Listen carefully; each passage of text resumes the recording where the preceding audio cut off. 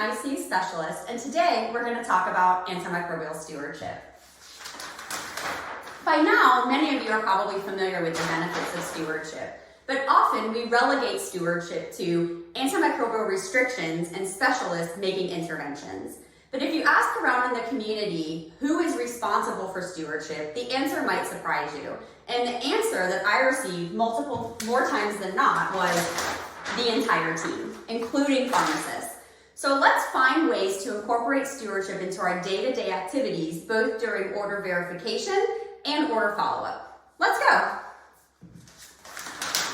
Often the first thing we come across in orders is the indication. Indications not only guide antimicrobial selection, but also can guide dose for things like piperacillin and tazobactam, and ultimately guide the duration of therapy, with shorter durations becoming more commonplace.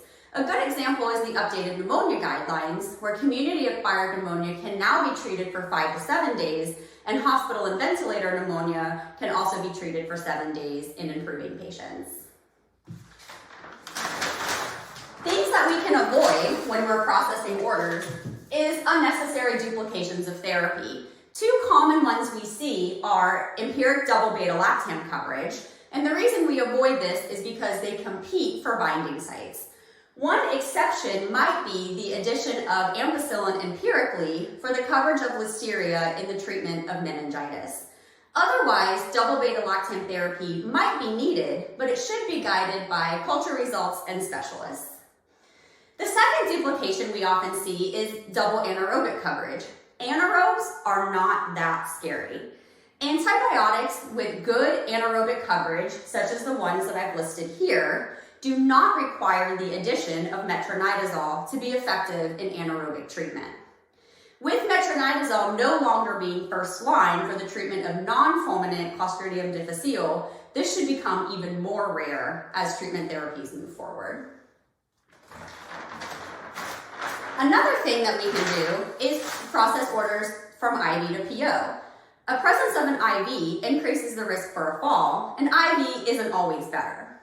Protocols are encouraged here, and patients that are afebrile and eating an oral diet can safely be changed to PO for antimicrobials that have good bioavailability. Examples include azithromycin, linezolid, and fluconazole. Protocols are encouraged here because patients can be screened at order entry, and if they don't qualify then, can be screened as follow-up. And you can even encourage pharmacists, pharmacy interns, and trained technicians to screen patients for qualifying to change to PO. Another thing we can encourage is antibiotic timeouts, particularly at 48 to 72 hours. De-escalation at 48 hours has been shown to reduce the treatment duration for pneumonia.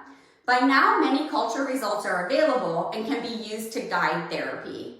One helpful tool for pharmacists is the Mrsa nasal screen. It's often rapidly resulting and has a greater than 95% negative predictive value for MRSA pneumonia. Although the predictive value is still being substantiated in other infections, a negative result can really help streamline anti-MRSA therapy, particularly vancomycin. The next thing we can do is ask, are we there yet? What is our treatment duration? With treatment durations becoming shorter and shorter as substantiated in the literature, we have a role to play in asking about treatment durations.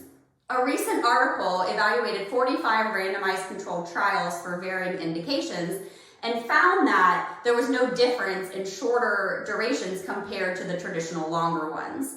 But what they did find was an increase by 5% for each additional day of therapy in the risk for adverse events. Now, it can be overwhelming both for you and the team to ask every day about the duration of therapy.